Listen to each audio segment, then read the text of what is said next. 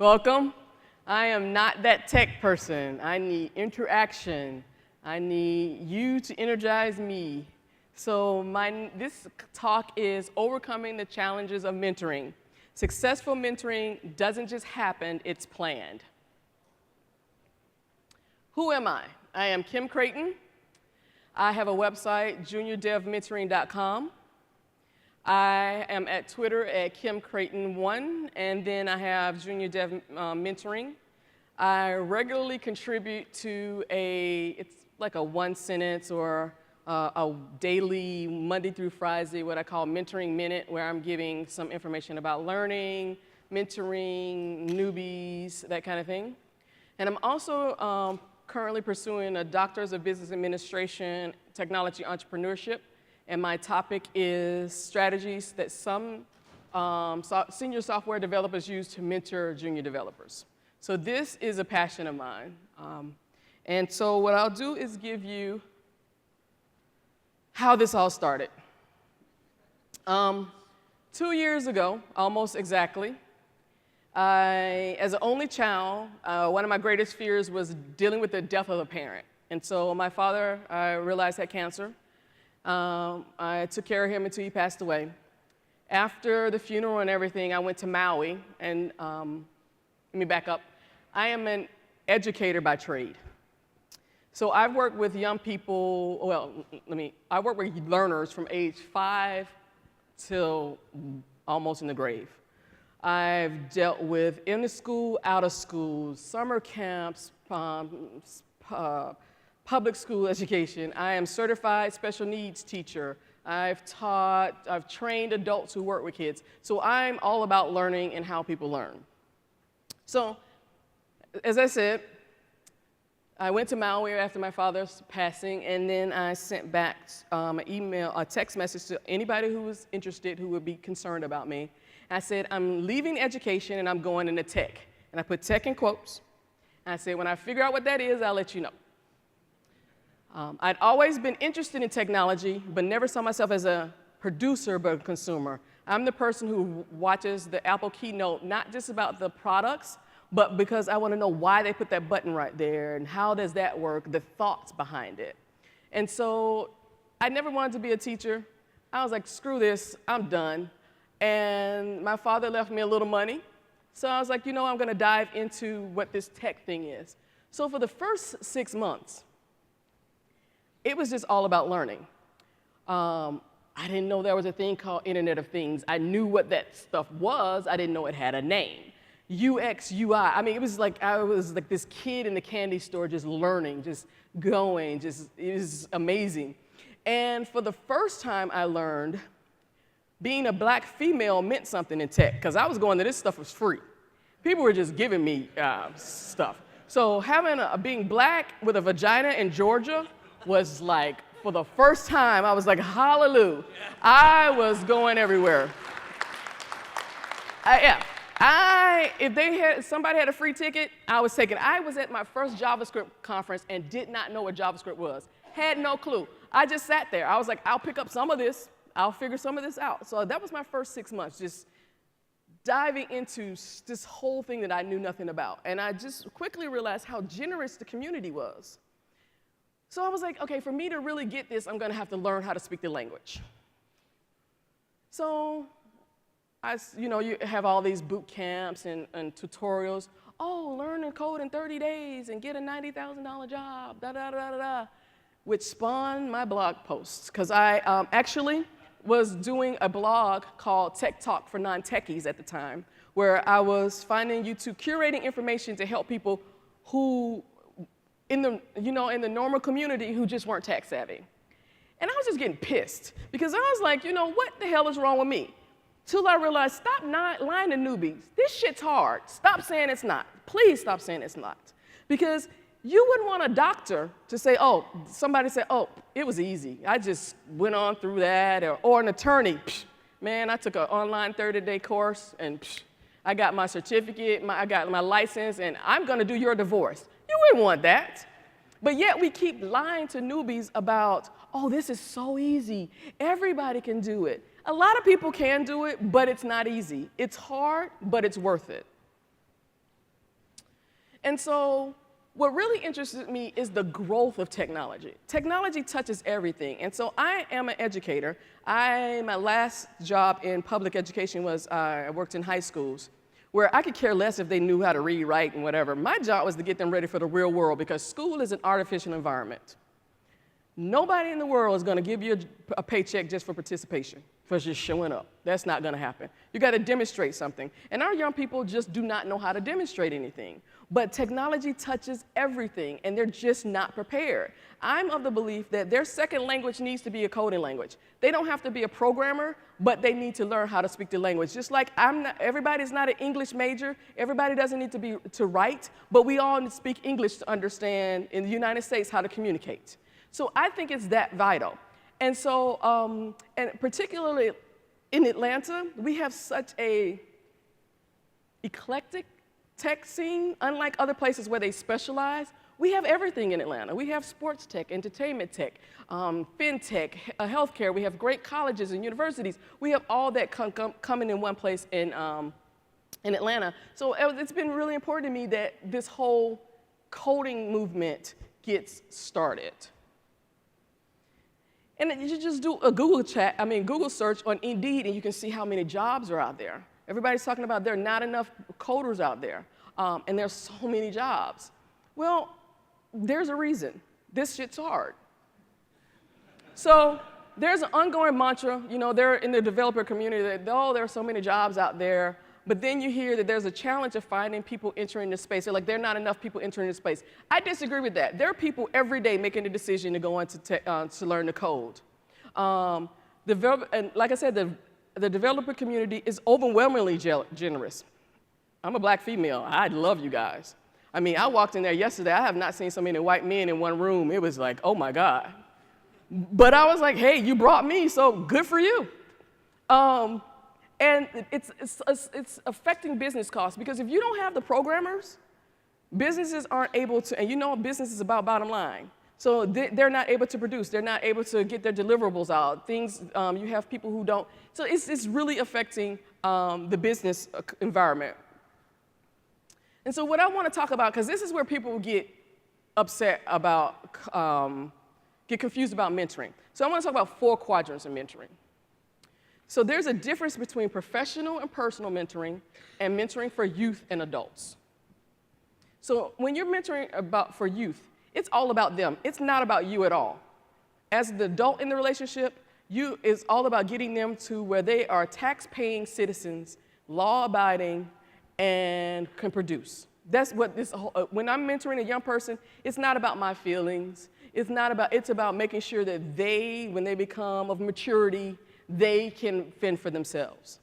So it's very open-ended. There are no goals. It's whatever, if I see that they're struggling in something, or if I see that they're a teenage mother, it's whatever they need. So it's very personal. Adults, it's different. When you're mentoring adults, it's usually career goals. It's something they're focused on. It's not just there's something specific that they're trying to get to. And it's focused on how to become better at what they do. And it's usually about acquiring skills and knowledge.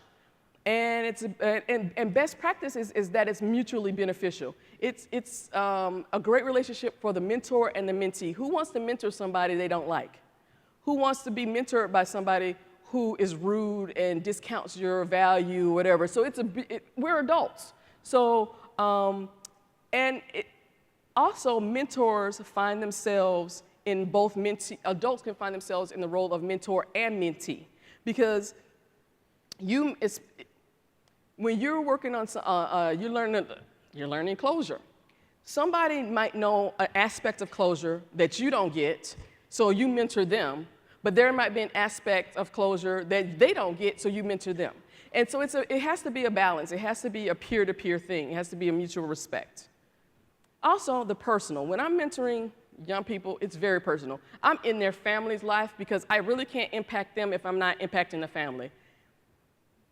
It's open-ended. I mean, there's some things that I'm dealing with that I would rather not deal with. That's why I don't mentor young people anymore. I remember spending one Christmas trying to find a girl who decided she wanted to prostitute. I was like, come on now, this is the Christmas holiday. I don't have time to be searching Atlanta streets for you. But that's what you do if you're a mentor of young people. Would I do this for an adult? No. I don't even have to come to your house for Christmas. You know, it can be just business. It has to be respectful, but it doesn't have to be personal. And that's one reason people get concerned about mentoring in the workplace, because we don't have to have lunch with each other. It doesn't have to be, you don't have to get all in my life. I don't have to know about your husband and your wife and your kids. That might be nice, but I don't have to. So what we're going to focus on is adult and professional. So that's how the difference when you're working in a professional environment. It's adult and professional. So what mentoring is not, it's not one-off problem solving. It's not casual, and it's not static. Stack Overflow is not mentoring. Slack is not mentoring. Someone just told me that on their company's website for their mentoring program, they have a page that says step 1, reach out to somebody, step 2, tell them when you're available, and step 3, whatever, I guess. That is not mentoring. Mentoring is a relationship, and it's personal in the fact that there's a connection, and there's a commitment, and it can be professionally transformational. So with any relationship that you value, you put time and effort into it. You think about it, you nurture it, you make sure that everybody's taken care of. If it's a relationship that you don't care about, you ignore their calls, you put them, as soon as you see them, you put them on block or whatever. You don't return emails at work. So for it to be really good mentoring, it has to be about relationship. It's all about building a relationship. And it's personal, like I said, to a point of that's just a connection. I like spending time with you enough to answer your questions. You like spending time with me enough to get these questions answered. And it's commitment. You can't, this is why Stack Overflow and Slack are not mentoring. This is what I've experienced. So I'm trying to get on my website, it's a Ruby on Rails app, which I got from some tutorial and figured, hey, this is close enough to what I want, I can tweak this. But there are some things that I just didn't understand. So I go to Slack, because Atlanta has a channel called Tech 404, and there's a channel on there called Mentoring and Mentors and Beginners. So you go on there, and you put your code up, and you're trying to figure out what's going on, and somebody's really helping you, and you're changing your code based on what they're saying, and all of a sudden, there's dead silence. Did they die? Did they just go to the back? What is the problem? They don't say, hey, I'll be back. They just drop off. I don't know if they just got off work or what. Same thing with Stack Overflow. You guys can be real jerks on Stack Overflow to newbies. I just wanted you to answer my question. I don't need to know the many ways that this is a stupid question. Just answer it. So that's not mentoring. It has to be, if you want to mentor, finish the job. So now I've changed my whole code base based on something you said, and you're gone. It's like, what? Thank God for version control, you know? So I can now revert back to where I was, but I still don't have an answer to my problem. And again, it's professionally transformational. Somebody who is a mentor, let's be honest. There is no boot camp unless you have previous experience as an engineer or just an affinity for learning the code, where in 30, 90, you're going to be junior dev ready. So there's a big gulf between finishing the program and being junior dev ready. Without that mentor in the middle, it's almost impossible for a newbie to get there. There are just so many pitfalls. This is the Wild Wild West, guys. People come at this from every discipline, in every direction. There is nothing normal about programming, about learning to program or coming into this field. There is no career path. There is nothing. I can wake up tomorrow and say, hey, I want to be a developer. And there we go. Nobody's going to say, you don't have those credentials. They're going to tell you give you all these resources and all this stuff, and then you need to do this language, and you need to use this text editor. It's like, oh my God. And without somebody there to say, hey, back up, you get overwhelmed and you feel that something's wrong with you. So the factors that make effective mentoring, a mentor must evaluate your motivation. And I'm going to say this. A bad mentor is worse than having no mentor at all.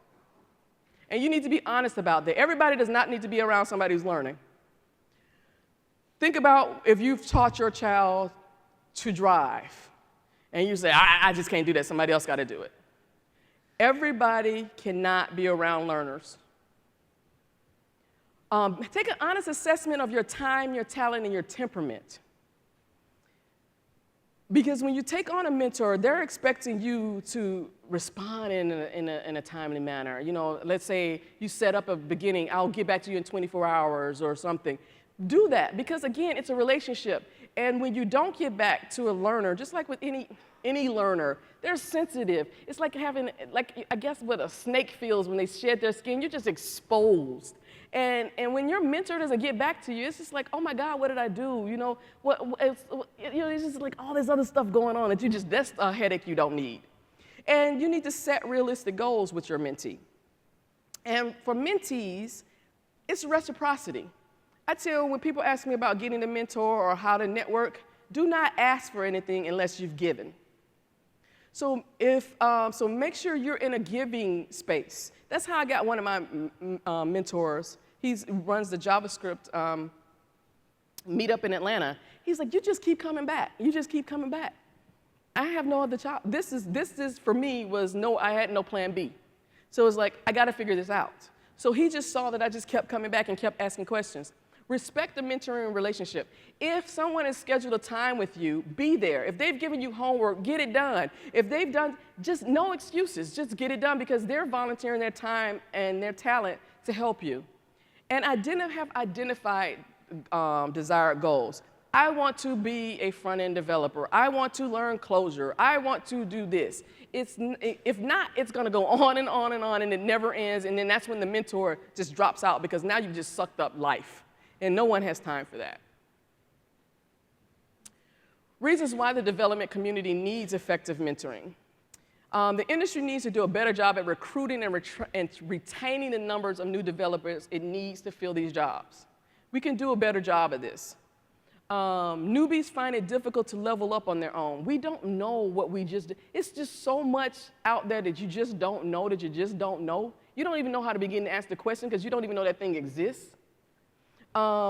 That's why I love Cal Simpson. He's a JavaScript, just like rock star to me. And the one reason that I follow him is because Cal is a person with 18 years plus experience, but when he screws up a dev environment or he tries to he puts it on Twitter. He lets everybody know, seniors, please let juniors know it's not just you, because what we do is internalize it. Because somebody told us this shit was easy, and so I can't figure out, so what's wrong with me? And that needs to stop, because you just need to be honest. Tell them I spent 10 hours on this thing and it still doesn't work. This is normal. Also, one of the biggest paradigm shifts it took me forever to get over when I was starting was, again, coming from education, you're allowed to make mistakes. Not only are you allowed to make mistakes, you're expected to make mistakes. Because if you don't make mistakes, people are like, something's wrong with your code. That just was too easy. Where else, when you're a doctor, you're expected to know. There is no guessing. When you're a teacher, God bless us, you're expected to know. Every other industry, what other industry you know that you're not hired because you're an expert? What other industry? That you're not hired and paid the salary that we get paid, and you're not an expert. So that was a big paradigm shift for me, because I was like, something's not right. I mean, there's other shoe has to drop. There must be lying. What's going on? That kind of thing. So that was a big one. And then learning to code is hard, and like I said, without somebody giving me a reality check. So one of my mentor, he saw that I was struggling with JavaScript. He said, put that down. Pick up Python. Oh my God, I know what a for loop is now. It makes sense, because I was getting caught up in all that JavaScript stuff that had nothing to do with learning to code. It was all about JavaScript. It wasn't helping me solve problems, and that's what we do, we solve problems. And so I was like, wow, I'm not stupid, I can do this. I can be a developer. This shit's hard. Got it. You know, it's like, okay, I got it. I'm not stupid. And since there's no clearly defined path, you just don't know. I mean, you're just like stepping on landmines. It's like,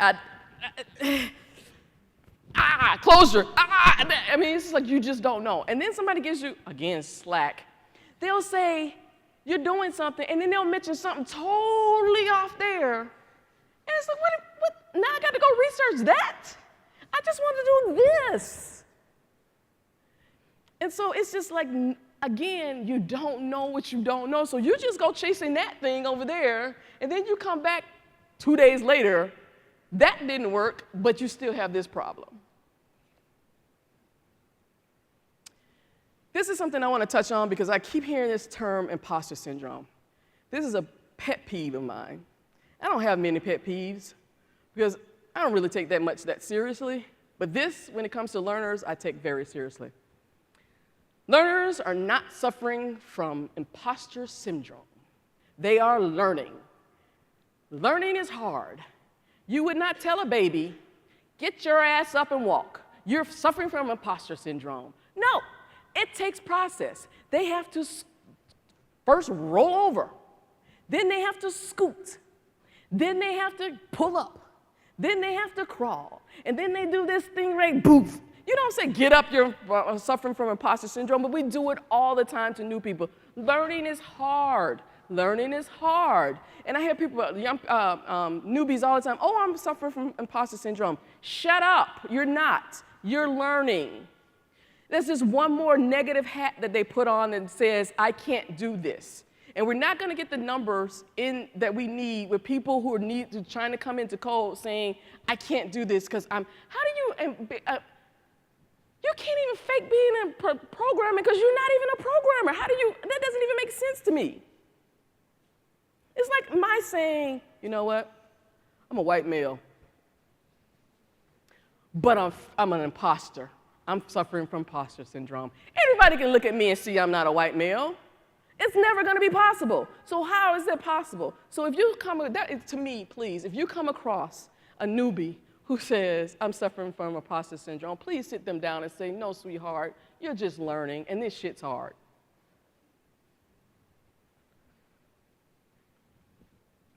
So I found it interesting, again, Stack Overflow has value. I found it interesting, and that's one thing that newbies are afraid of. So another thing, if you see a newbie who's afraid to go on Stack Overflow, please walk them through the process of how to ask a question. Because when I first got on there, somebody said, what's your stack trace? What the hell are you talking about? I don't know what the hell is a stack trace. What's that? They didn't explain it, but when I said, what is that? And I was like, okay, wait a minute, this is just way too much. I just want this problem solved. Please explain what this thing is. So, and as you know, so many of our questions have already been answered on Stack Overflow. So anybody who's not using it is doing themselves a disservice. So take a newbie by the hand and say, hey, let me sit down with you and show you how to use Stack Overflow so you can get the answers you want, or how to Google a question. But I found this interesting. 69% of developers say they are self-taught. If every computer science class in the United States was filled, we'd still not have enough programmers. The majority of people are self-taught, and it says 13% of them are fully self-taught. They didn't. I mean, they just use their own, their own resources. The average person who's learning student says they have 3 to 3.4 years of experience. So why are we telling newbies that they can learn something in 90 days? That's not fair. It might not take somebody 3.4 years to get their first job, or even become proficient. But to tell somebody, hey, this is going to happen in 90 days is unfair. People work at this. They do projects. And if you want to know how to mentor someone, project-based learning. You're doing projects already. It's not subjective. It's quantifiable. Either you know it or you don't. And if you don't know it, then we can scaffold back and you can figure this out. If somebody says they want to be a data scientist, or want to learn SQL, you can evaluate how well they're learning SQL by having them do SQL type projects. And if they don't know it, then say, okay, let's come back. You didn't get that concept. And that's a project, and that's a commitment. So you don't have to mentor somebody through three years, just project by project.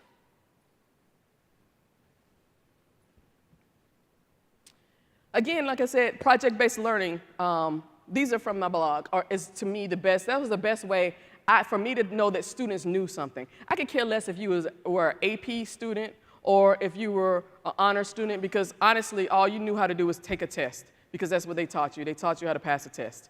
For me, it's about doing. On your jobs, it's about demonstrating knowledge and skills. So projects make it easy for you to evaluate and for people to demonstrate knowledge and skills.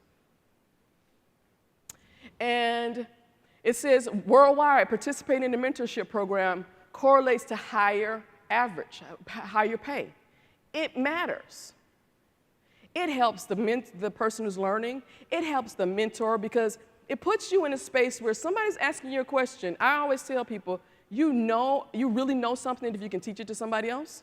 So if you're telling me to use this tool and I ask you why you're using this tool and you can't tell me anything other than because I do, that's not a good reason, because that might not be the most effective tool to be using for this job.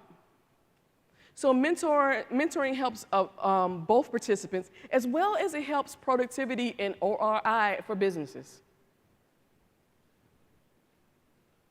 So what I want to take a little time to do is, I do a self-assessment. So I want everybody to either decide that they're a mentor or a mentee, and I want you to think of 3 personal strengths in that role. If you're a mentor, what are my 3 personal strengths that I bring to that role?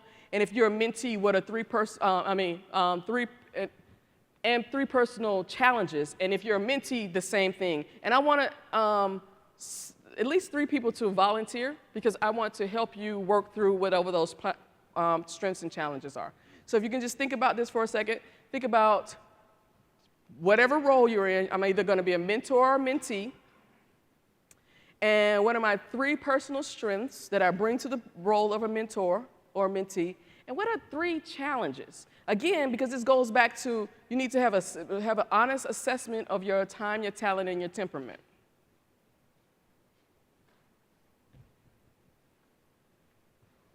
If anyone wants to volunteer, you can just raise your hand.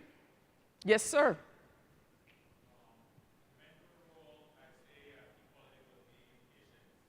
You have patience? And what about a challenge?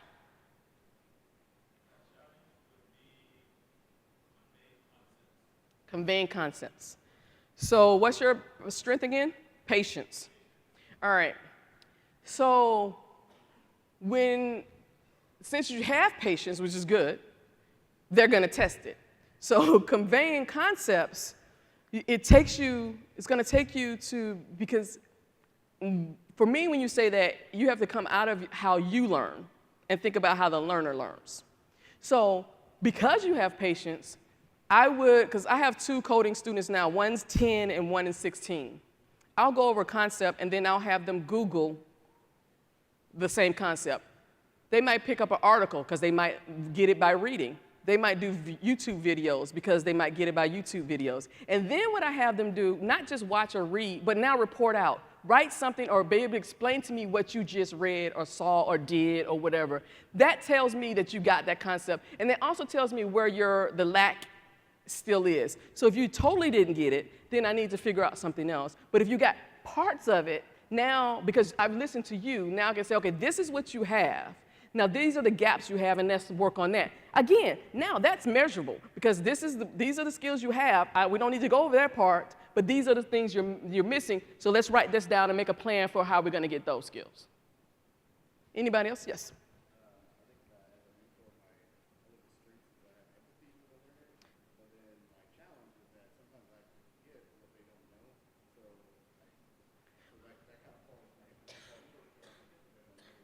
Okay, so he said in the role of a mentor, he has empathy as a strength, but as a challenge, he forgets that they're learners, that they're learning things. So that causes his empathy to kind of wane because you get frustrated with the fact that they don't know. Exactly. So what it challenges, what it does for me is say, it strengthens, again, it's a benefit for you. It strengthens your level of empathy because in that case, what you need to do is have some kind of signal where they can say, I know this, this, and this, but this thing you're saying I've never heard of, or I know this. So what I would do is, now this is going back to my special needs training, I would get like a chart between 1 through 5. Where is your level of comfortability between 1 through 5 on this concept?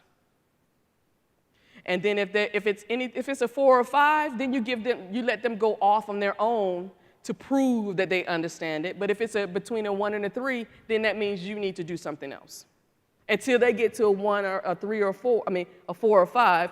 Because again, you always want them to go off on their own to do it.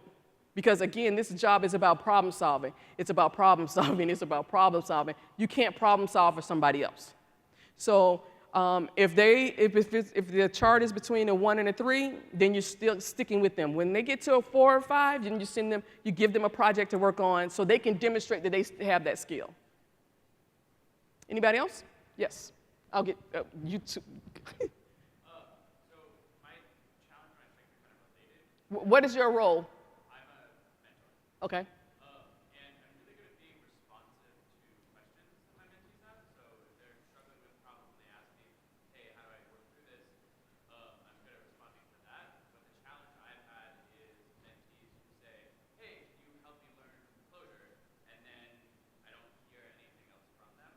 Like they don't come to me with specific questions, and I don't know how to be proactive in response to that. That's simple. All right. So if they come to you, are they coming to you in email form? Usually they ask on Slack. Okay, exactly. Okay, so whatever form, since you write it down. I want to learn closure. What are the 3 things? Tell me right now, what are the first 3 things they need to learn? Anybody? What are the first 3 things you need to learn for closure? Shout it out. The basic Syntax. Development environment. And what?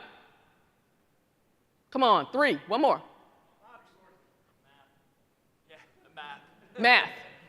All right, so then I would send back I wouldn't do it in Slack because most of these Slack things, they're not paid for, so nobody's curating it. So I get an email, send them an email and say, if you want to know closure, and I would have this as in a library as a Google Doc. Every time somebody asks me these things, these are the 3 things you need to do. And if they respond back to you, that means they're serious. If not, you've not wasted your time. I mean, it's just that simple. You're putting the onus back on them because, again, you're volunteering your time. As the mentee, it's their responsibility to do what they need to do. So create some kind of document that says, if these are the questions they ask, if I want to learn closure, or these are the standard things I have a first place for them to go. And, again, you want them to do more research. This is a starting point. You do your research and get back to me. Sir, go ahead. Yes, you. Okay. So I put a lot of time in mentoring people in closure, and my strengths are explaining people without jargon. I put a lot of effort into that, being patient, and most importantly, compassionate. If you have to have compassion all the way through. And being honest, that's really important. Honest about knowing what you actually know, because they will see through that in a second. So what are your challenges? That's where I get it. 3 years ago, I put my phone number at the top of my Stack Overflow page and said, if you ever want to talk about closure or learn closure, call me. 0 people have called. Okay, so what's your problem? Why are you trying? I mean, okay, I can tell you right now, there's somebody sitting right here who I had lunch with who wants a mentor. So what's the problem? They don't get it on Stack Overflow. Again, because what did I tell you? Newbies don't go to Stack Overflow looking for that. They are frightened. You guys are really mean to newbies. So I'm going to connect you right now. What's your name again? Dorian? Who? Arthur and Dorian. There you go. I took care of that. That's done.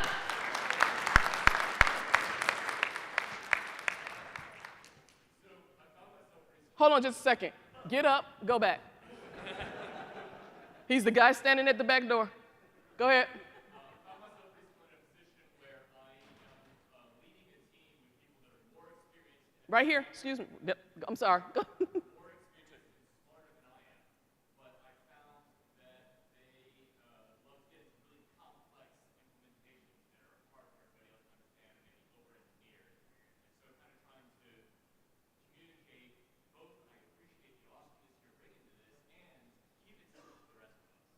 Well, what you can do, and I'm just going to take this because now you're talking about specifics in programming. Could there be a level A, B, and C? This is what we need. You can get fancy on A, B, and C. So you're allowing them to make sure they're at a level that everybody understands. So that's A. And then you can get creative on some other things somewhere else in B and C, and then we can look at it and see if we want to implement that in A. Does that make sense? I mean, I'm still learning, but I'm just trying to, that makes sense? Because you want to, again, special needs teacher. I want to make sure that at least everybody has the basics before we start reading Shakespeare. Everybody needs to know what the letter A, because as generous as this group is, community is, you can get really arrogant and narcissistic about code. And so we want to make sure that even, because you might not have to maintain that code. So you want to make sure that at least the bare minimum, people understand it. But yet, you're not stifling their creativity. I want to make sure I do not fall off the stage. You're not stifling their creativity so you're saying, hey, make sure we have at least this. And everybody gets that. That's what gets pushed. Or everything else, you get to do, and then we can have a conversation about it. Because you know what? You're so smart, I want you to bring everybody up to your level. If that doesn't stroke the ego right there. So start having some lunch and learns where they're now explaining these things. So now they feel, hey, but they're doing it in a way that's respectful to everybody. That actually opens up the opportunity for others to say, okay, that's awesome, but do we really even need that? There you go. Yes, last one. So I think I'm a mentee. I am being mentored, and I'm pretty good about trying to take on things that I can help my mentor with. Like I can proofread that chapter in your book. I can help take some of the load off so you can do your cool things. But I'm kind of shy about I don't want to obligate them or make them feel obligated, and so I do feel like a little bit the commitment part you talk about. It's just I feel like this is a very busy person, and I don't want to be when they think of me of being a time, Suck. Or that this is going to go on and on forever, and it's going to be. And that's why you need projects. So find one thing that you want to learn. And you don't have to have just one mentor. Find one thing that you want to learn and say, hey, and present it. And if they're busy, present it in the email. Checklist. Can you help me with one? So you have 5, take that back. You have 5 things. Which one of these can you help me with? You can help me with 2 and 3? Okay, let me go to somebody else. That's how you get that. And it's going to be on you to keep up with that. So this is how you can help me. I have the website, juniordevmentoring.com. I need mentors to sign up. I need people. I just added an internship portal to it because I really want one place for people to find internships.